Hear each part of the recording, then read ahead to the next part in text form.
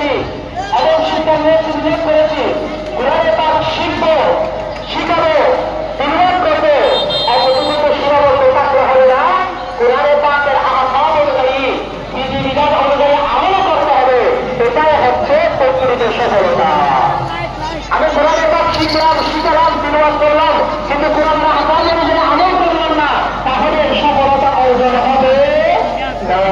সুতরাং কোরআনের আহ্বান অনুযায়ী, বিধিবিধান অনুযায়ী আমল করার দরকার আছে না নাই? কেননা শুনুন, মনোযোগ সহকারে স্মরণ করে, ঈমান আকাইদ ঠিক রাখার পর, ঈমান আকাইদ ঠিক রাখার পর যে যত বেশি লোক আমল করবে, সে তত বেশি মওলার নৈকট্য অর্জন করার সৌভাগ্য নসিব হবে। যদি কেউ এটা বলে যে আমার তো ঈমান আকাইদ ঠিক আছে, এখন এটা আমল করার কি দরকার, সে শয়তানের দুঃখে আছে।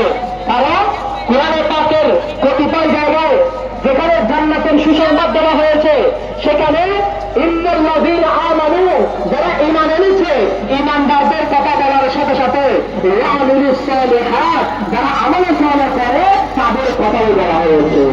সুতরাং কতিপয় যে সকল আয়াতে জান্নাতের সুসংবাদ রয়েছে, তারাই হবে যারা ঈমান আনার সাথে সাথে আমল সালেহ করবে।